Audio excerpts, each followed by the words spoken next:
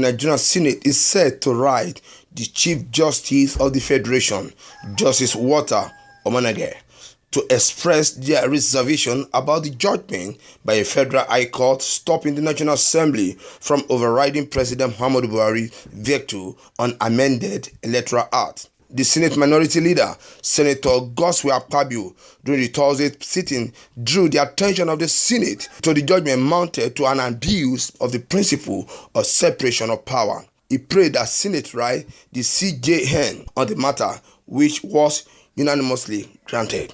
On the current situation of an injunction that was granted by the Federal High Court against the Senate, kind of restraining the Senate from looking further into the issue of the electoral bill just recently, something that I believe it's totally bipartisan.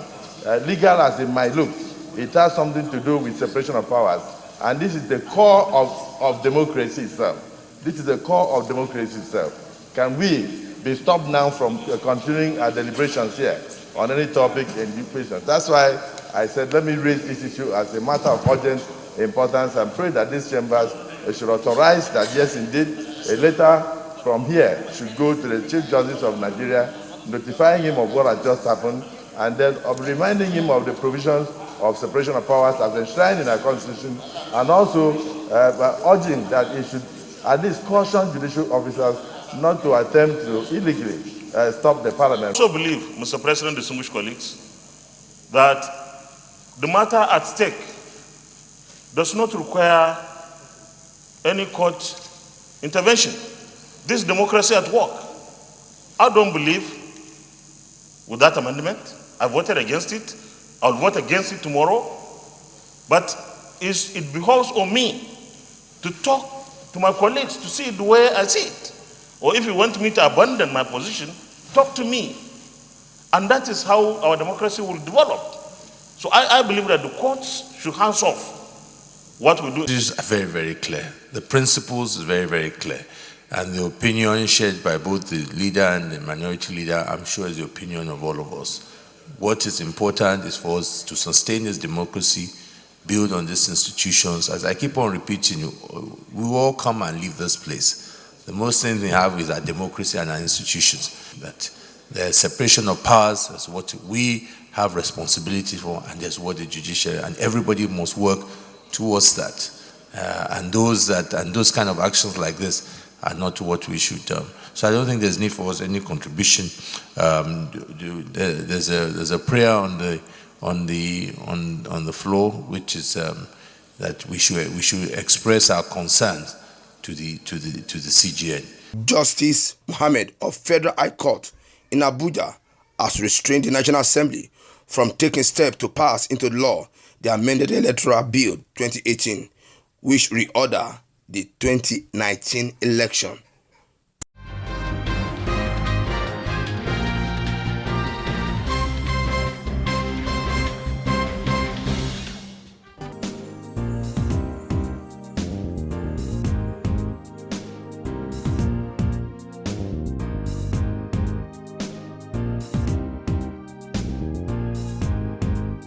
The National Transport Commission Bill 2018, seeking to establish an independent and modern regulatory body for operators in the transport sector, has passed third reading in the Senate. This follows conclusion of the final stage of the clause-by-clause consideration of the report at the Committee of the Whole. The Commission is also expected to monitor compliance with relevant legislation and policies, as well as create an enabling environment for private sector participation in the transport industry. Chairman Senate Committee on Land Transport, Senator Gbenga Ashafa, Lagos East, presented the report on behalf of the Committee on Marine Transport and Aviation. The purpose of the bill is to provide an economic and safety oversight regime for the regulated transport sector. The concern of the Committee of the Whole was either not whether or not this provision of purpose functions and powers of the National Transport Commission, as contained in the report of the Joint Committee, would not affect obligations of Nigeria to any international treaty, as they may relate to the aviation or other modes of transportation. Our response to this, the Joint Committee hereby respectfully refer Your Excellency to clause 5.5. Please, if we can refer to clause 5.5. For an act to provide for the establishment of the National Transport Commission as an independent multimodal regulator for the regulated transport industry sectors and for other matters related thereto, 2018, read the third time and passed. Let me commend and thank all those that have worked towards this bill being passed here. I'm very glad the conclusion of this bill. This is one of our key economic priority bills. Even the business sector have told us that this bill would add a lot to investment and making the transport sector more cost effective and create more jobs. So I think we have done a good work in passing this bill today. With the passage of the bill, all transport subsectors, including marine and aviation, will be oversighted by the multimodal body, which will also ensure economic and safety regulation.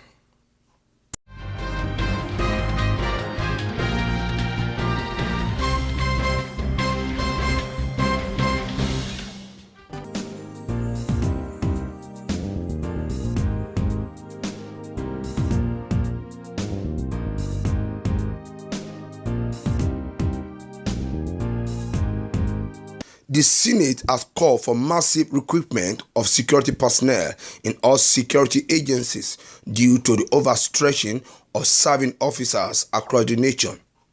Senator Atai Aidoko, representing Kogi East, has cited Order 42 and 52 to draw the attention of the Senate to the gruesome killing in Dekina local government area of the Kogi state by suspected herdsmen. That on Wednesday, 14th March 2018, no fewer than 20 people were killed in a violent attack on the people of Ogane Enugu in the Kina local government, and 12 people gruesomely killed in Abejikolo in Omala local government of Kogi State by Fulani herdsmen. Concerned that despite the widespread condemnation of the killings going on in other parts of the country, the perpetrators of these heinous crimes have not been arrested and persecuted by the Nigerian police force. This has led to the continuation of the killings in the country. Worried that the incessant attack impedes and retards all well-meaning efforts at peace building.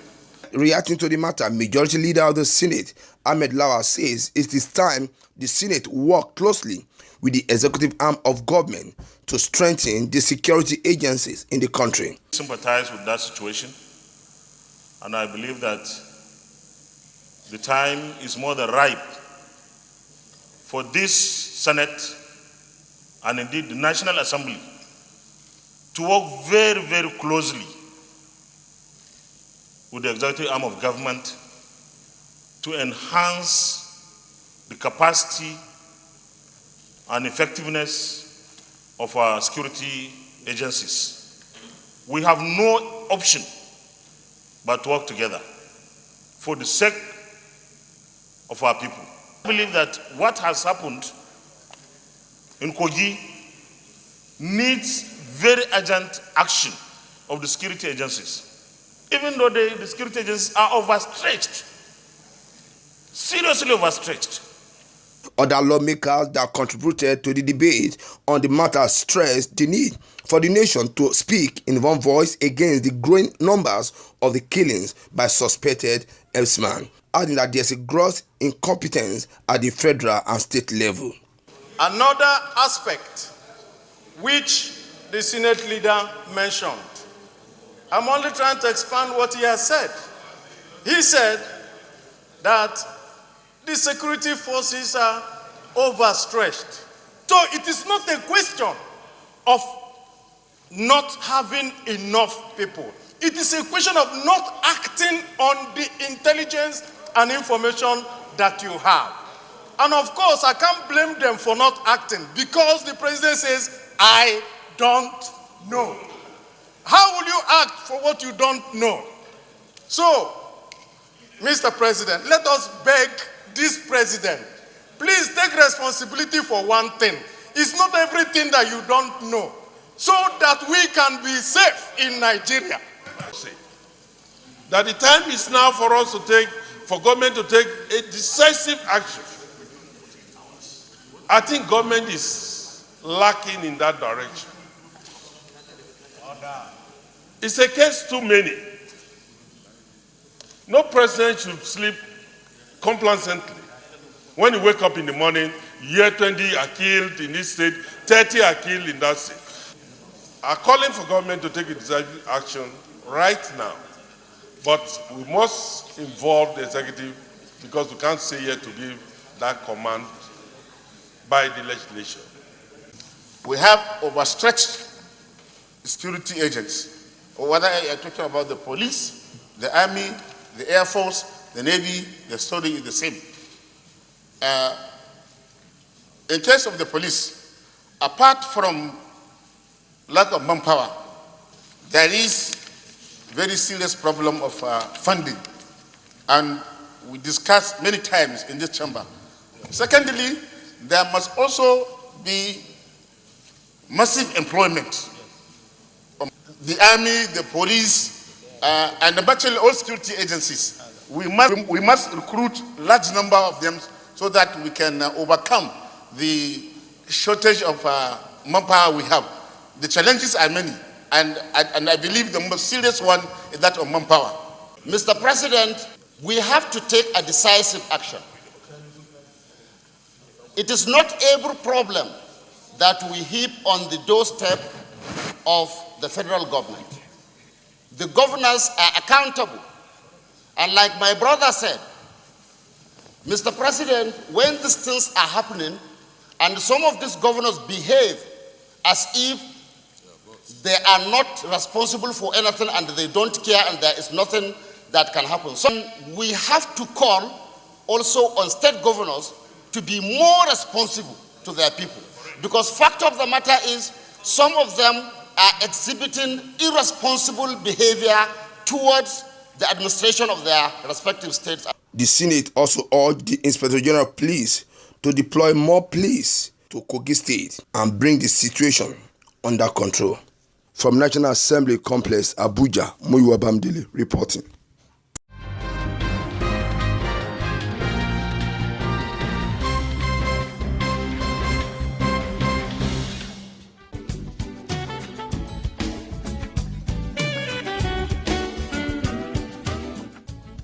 Lovely place, right? Yes. What's wrong? You don't look happy. Take a look around. Why can't my hotel be like this? I knew something was wrong, but I've got solution. Solution? What? Nanit. Nanit? Nanit offers you design solutions, building plans and construction, furnishing and equipping, financing, management, audit services, and many more services for a better hospitality business. Nanit, service with a smile.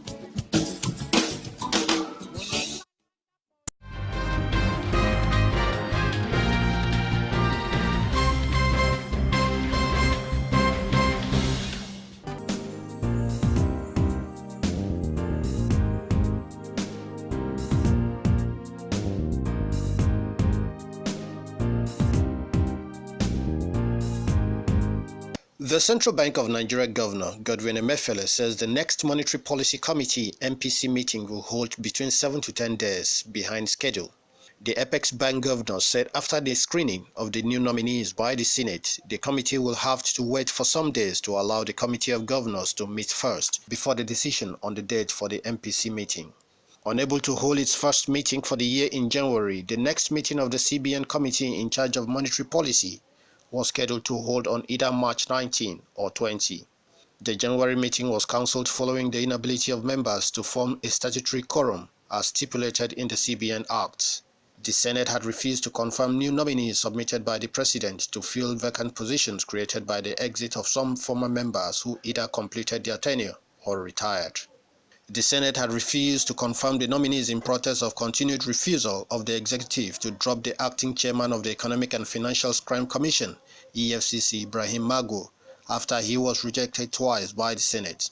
With the lawmakers now backpedaling and agreeing to screen the nominees, the CBN governor said the committee may not be able to meet earlier than 7 to 10 days after the new members have been screened.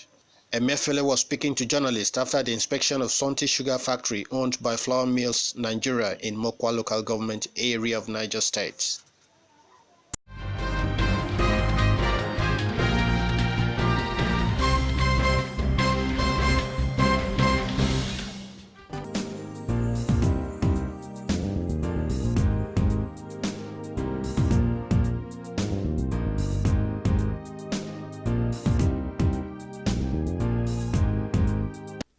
The national chairman of People Democratic Party, PDP, Uche Secondus, has said his party is coming up with Generational Next program for repositioning youth to take over the leadership in 2019.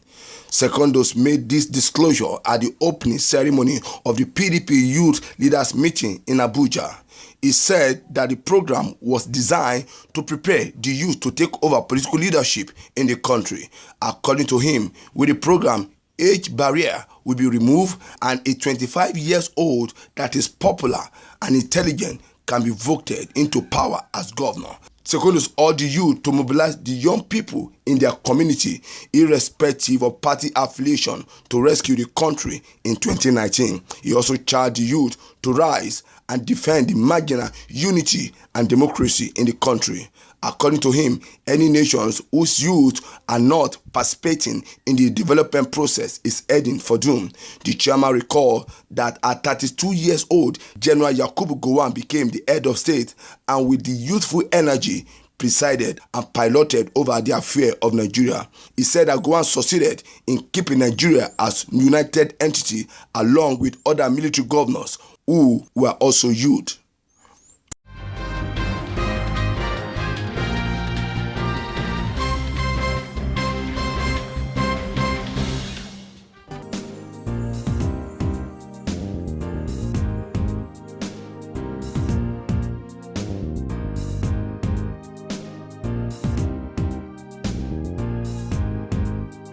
Governor Ayodele Fayose of Ekiti State has predicted an easy win for his deputy, Professor Kolapo Olushola, in the July 14 governorship election in the state.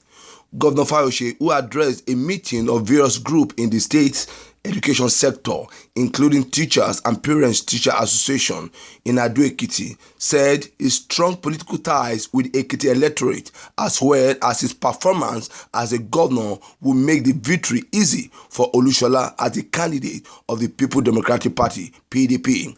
Fayose was also invested as a grand patron of National Parent-Teacher Association of Nigeria, Ekiti chapter. At the event, Fayose said his government had achieved so much in the area of education owing to the fact that all critical stakeholders in the sector were in collaboration with the state government. According to him, Professor Olushola will not deviate from the path they are both instituted in the education sector in the state. Fayose, who officially presented Olushola to the stakeholders, said the deputy governor Olushola's victory will be easiest in the country's political history because I have not deviated from the ideal that people consider to bring back in 2014. He said Ekiti was ranked 35 when he came in NECO in 2014, and he has been able to bring the result to the first position in 2016 and 2017 through series of motivation of teachers.